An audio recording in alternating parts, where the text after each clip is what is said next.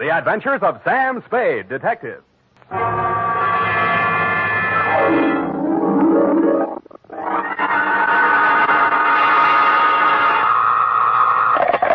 Spade Detective Agency. This is Sam, Blackleg Spade, the third most dangerous gambler on the Barbary Coast. Oh, Sam, not horses again. Horses, women, and the gaming tables, Effie, the diversions of the elite. Well, divert yourself with this, Sam. The phone company has sent a pink notice. Pay it no mind, sweetheart. We are healed. We have hit the cashier's cage, annexed the pot, broken the bank, and we're standing on velvet. Sam, are you sober? Definitely velvet. Warm, too. Sam, from where are you calling from? You're wrong, Effie. It's a drugstore. Stay where you are. I'll be right down to deal out my report on the hot 100 grand caper.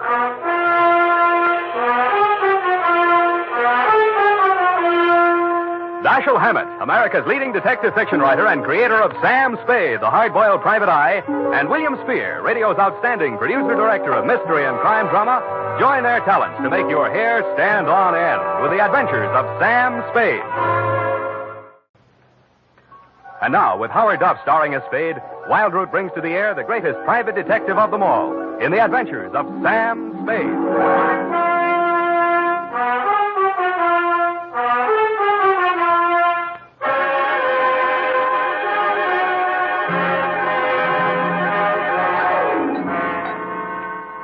Date, September 19, 1948, to robbery detail, San Francisco Police, Attention Sergeant Walsh.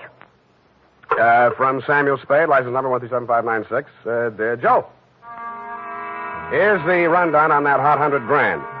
It started pleasantly enough when my secretary, Miss Effie Perrine, cute little mouse, eased into my private office, closed the door behind her, and leaned back against it with that air of pained resignation, which generally means there's a customer outside that she doesn't approve of, but that I'll see her anyway.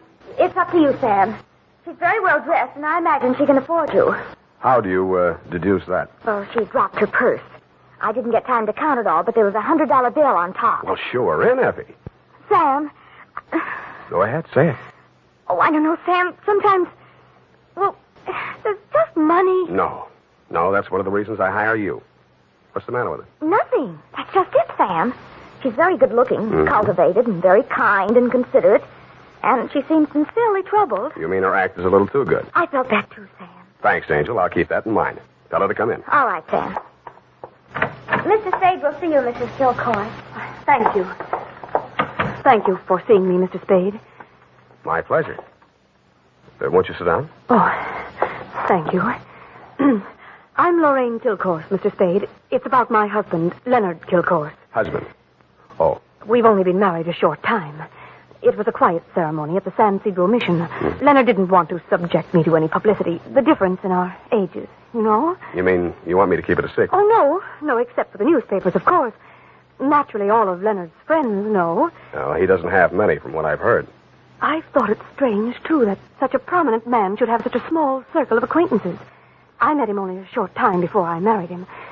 He's been very kind and absolutely devoted to me, and I suppose I should feel ashamed of myself for coming to you. But there are so many things about him that are mysterious that sometimes I can't seem to find my handkerchief. Here. Kleenex.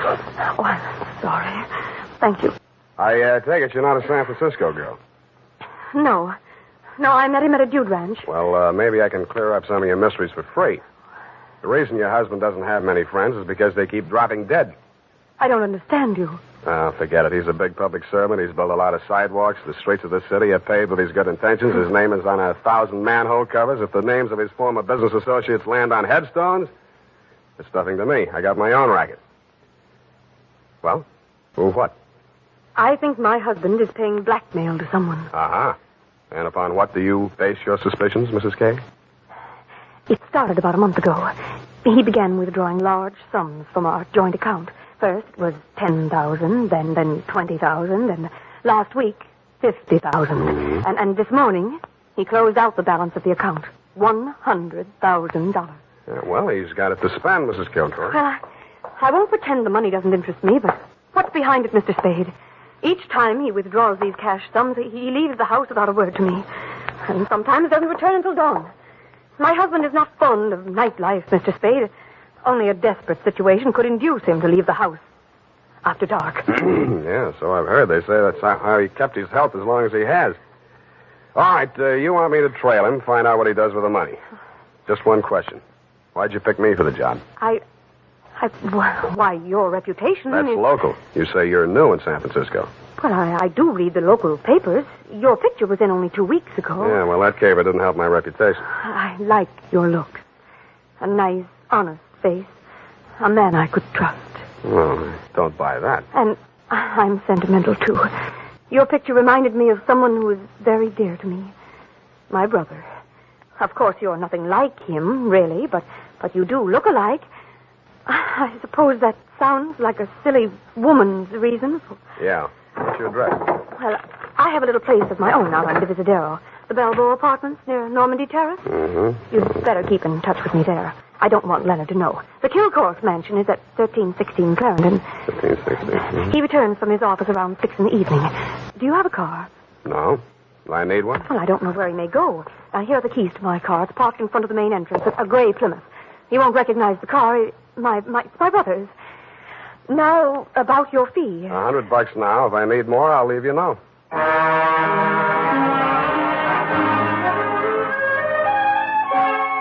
I had an uneasy feeling I would need more.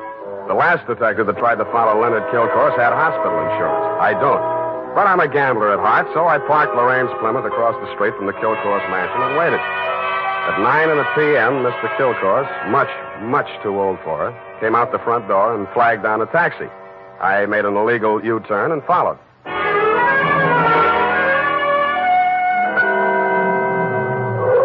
The trail ended across the Golden Gate Bridge in Marin County. It was a country club-type building on top of a hill overlooking the bay. It did business under the name of Ernie Nogales' Racket Club. The racket had nothing to do with tennis. It came from two sources. The moans and groans of the customers losing money at the roulette wheels and crap tables, and the glad hand the management threw at my quarry as I followed him in. Well, Mr. Kilcourse, surprised to see you. Since when you go out after dark? Well, I thought a little nightlife might agree with me, Nogales. Oh, that sounds like you, Mr. Kilcourse. I didn't know you better. I think you was afraid to go out night. Well, now, I was thinking of buying this place to retire to. Ah. But I figured it'd be cheaper to win it at your roulette table. What's your limit here? 10,000, but for you, wide open, the sky. $100 grand for a starter? Well, any time they catch you with hot money, Mr. Kilcourse. Come over to the cashier. I sell you the chips myself. I didn't have to bother making myself inconspicuous. Everybody in the joint stopped playing to watch Kilcourse while he shoved his $100 grand roll through the cashier's window and scooped up 4 stacks of $1,000 chips. Make your bets, please. All right, you. Spin that wheel. Huh? How much you got there? $25 grand. Any objections? Is that okay, Mr. Nogales? Spin it, Joe. I'm covering through the table personally. Okay, sir. Around and round the little ball goes. 15 pays 15 and the red. Maybe next time, Mr. Kilcourse. Why don't you double up, play the red and the black? It's safer. I'll stay with the numbers. 50,000 on 15. There. Spin it. It's okay, Joe. I'm still covering. Well, it's your money, Mr. Nogales.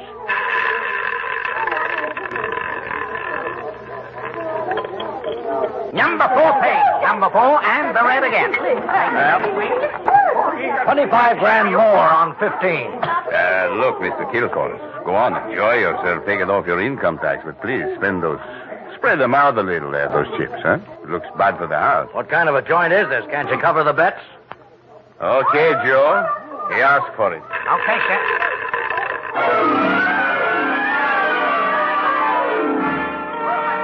I didn't wait to see where the little ball went on the last spin of the wheel. I would have made a side bet with any taker that Kilcourse wanted to lose that $100 grand. I would also have made book he knew I was following him. As I left the table and walked out of the club, I braced myself for what usually comes next. There would either be a dead body in the car or somebody would crease my noggin with a sap. But nothing happened. I switched on the headlights and stood in the glare of them for fully a minute, but nobody even shot at me. I flushed the shrubbery, no gunman. Checked the ignition wires, no booby traps. Driving back to town, I racked my brain for some way to bring them out into the open. I felt like a man with his life savings all on one number, waiting for the wheel to stop spinning, which wasn't far from the truth. Not much of a cliffhanger, but the best we could do this week.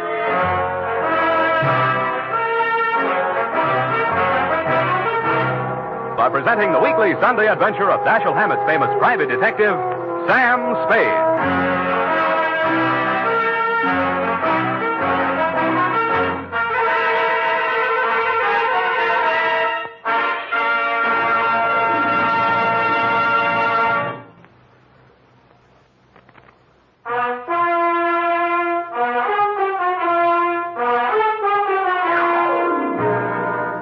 And now, back to the hot 100 grand caper. Tonight's adventure with Sam Spade.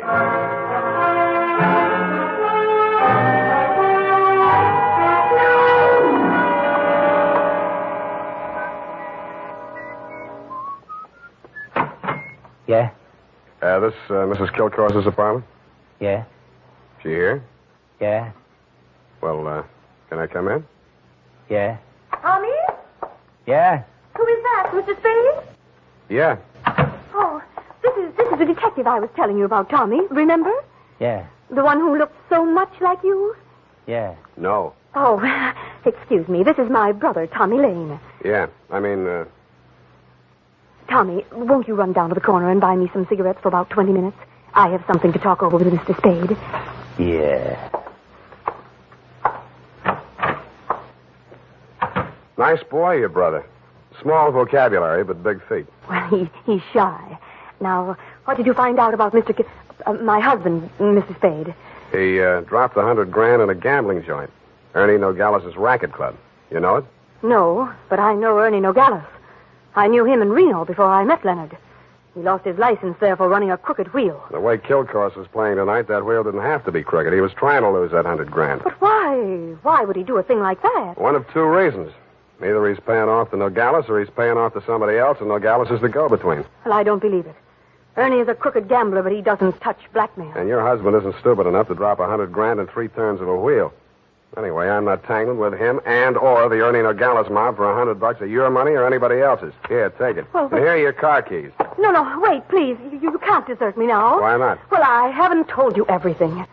I'd hoped I wouldn't have to. About your brother? How did you know?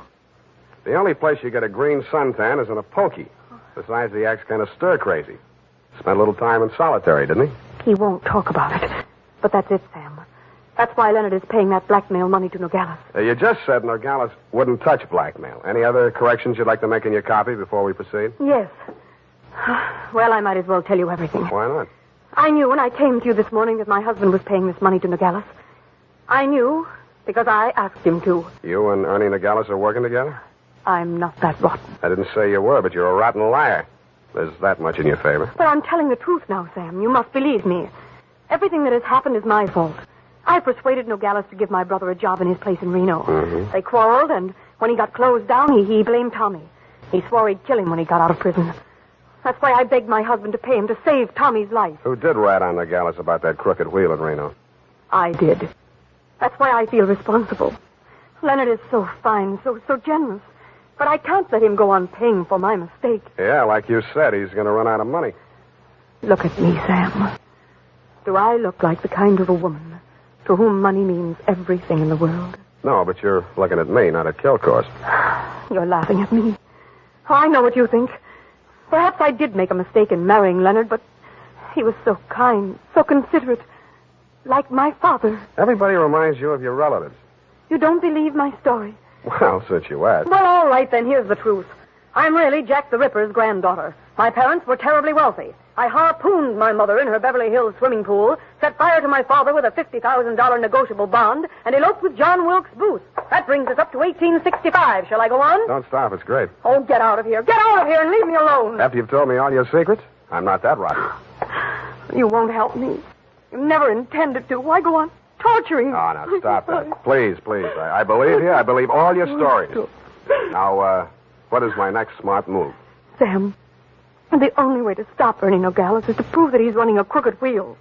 And then he'd pay back all that blackmail money, and he wouldn't dare lay a hand on Tommy. Well, it's going to be hard to prove and expensive. Oh, but... I'll have to lose a little on that wheel before I can figure the way it's rigged. How much can you invest? Well, I have about $1,000 of my own. With you? Yes. Here. You take it. Smells nice. Sam. Yeah? Sam, after all this is over and after I've put things to right with Leonard, I should have told him before this, but I owed him so much. Oh, Sam, I'm so glad it's you. Yeah. Me too, Angel. Go now, darling, before I beg you not to. What time does that joint close? Well, it runs all night, I think. Good. Let's stay up late and raid the icebox.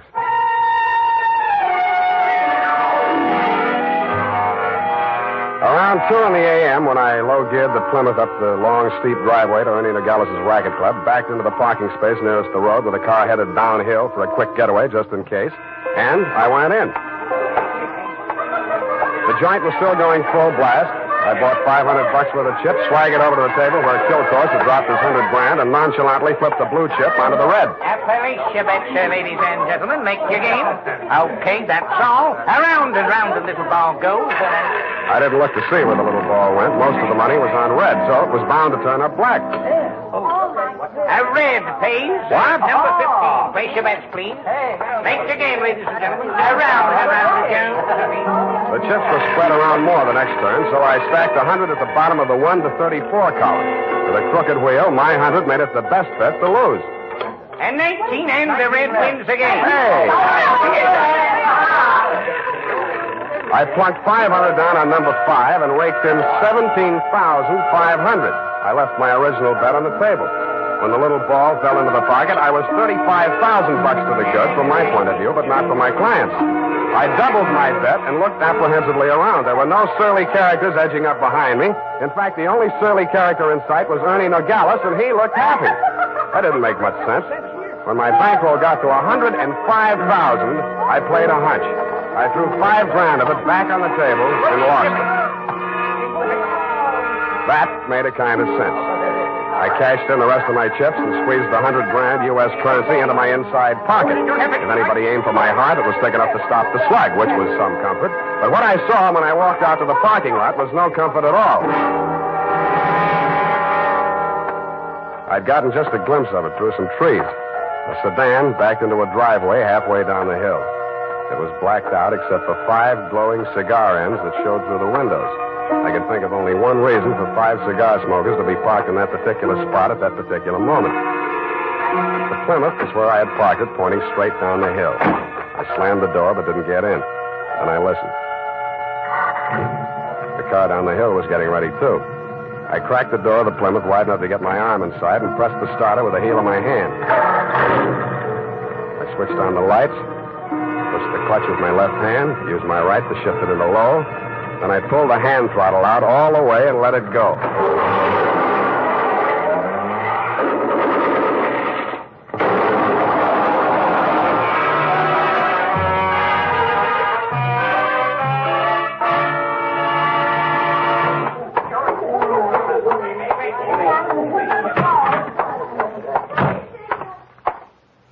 What's the big idea busting into my office? We're going to have a talk, Nogales. Please, don't wave that heater at me. It makes me nervous. I don't like guns. I don't either. That's why I'm here. Put your hands on top of the desk and keep them there. All right. Give me back that roll. I give you clean money for it. It was a gamble, so I lost. Can you blame me? Where'd you get this money? I buy it. 50 cents on the dollar.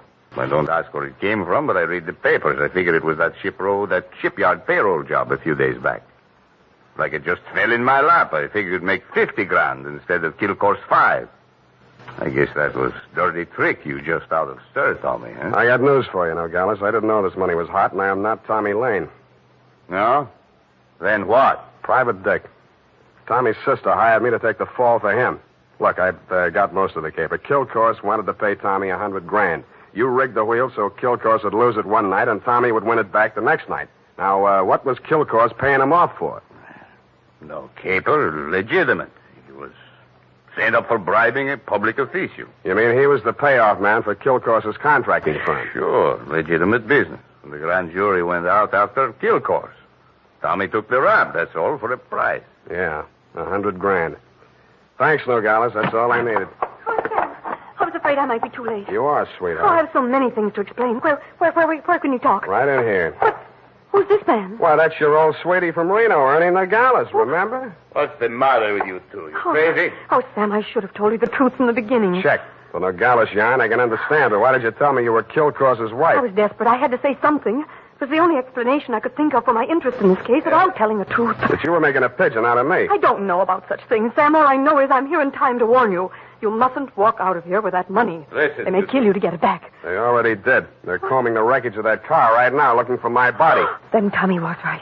They did mean to kill him. How'd he get the rumble? While he was in prison, from another man that Kilcourse framed. He was in for life, so it was safe for him to talk. Hey, you two. Yeah, Nogales? That car that just drove up. I think that's Mr. Kilcourse. Hey, what's your hurry? Don't let me go! Come on, what's your hurry?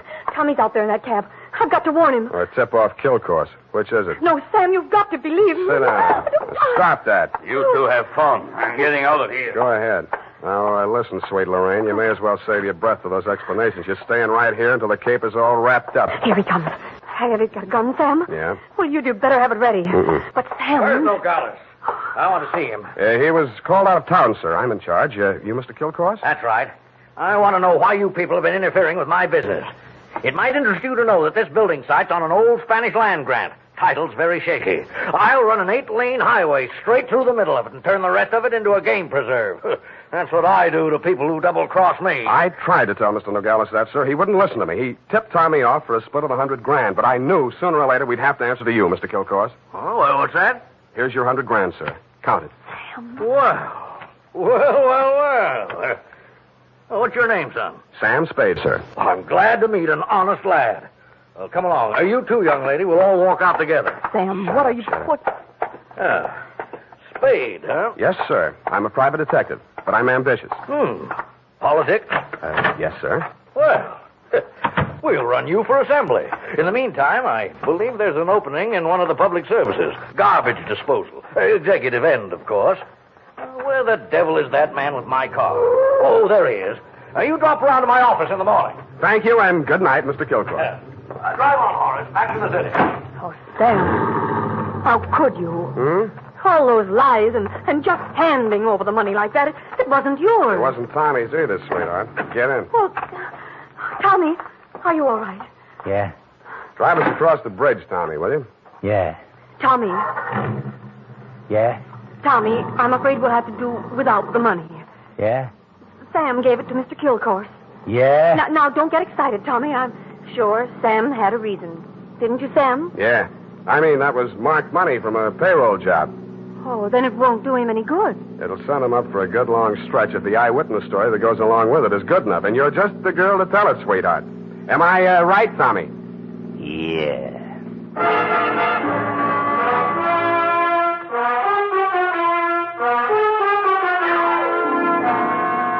Period. End of report. Already? But Sam. Yeah? What happened?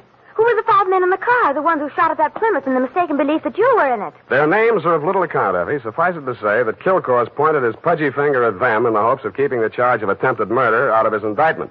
But I was too clever. I identified them. But Sam, you didn't see anything but their cigars glowing in the darkness. Have you never heard of Sherlock Holmes' monograph on the 49 varieties of tobacco ash, you fool? Oh, but Sam, Sherlock Holmes is only the segment of someone's imagination. He's a fictional detective. Well?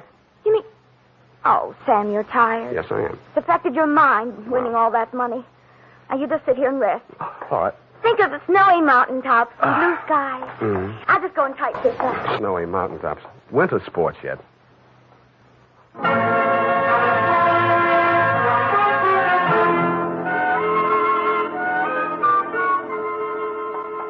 Well, here it is, Sam. And not that it made any difference, but how did you guess that she wasn't Mrs. Kilcourse? Simple. Kilcourse didn't recognize her. But, Sam, that was after you denounced her. I did no such thing. From the report, Sam, in black and white. Quote, why did you tell me you were Kilcourse's wife? Unquote.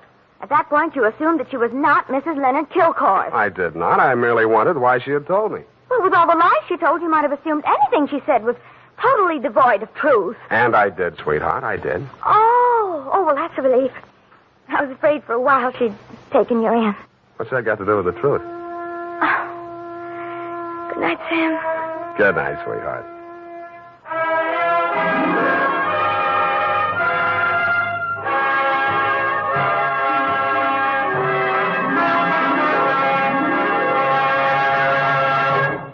The Adventures of Sam Spade, Dashiell Hammett's famous private detective, are produced and directed by William Spear.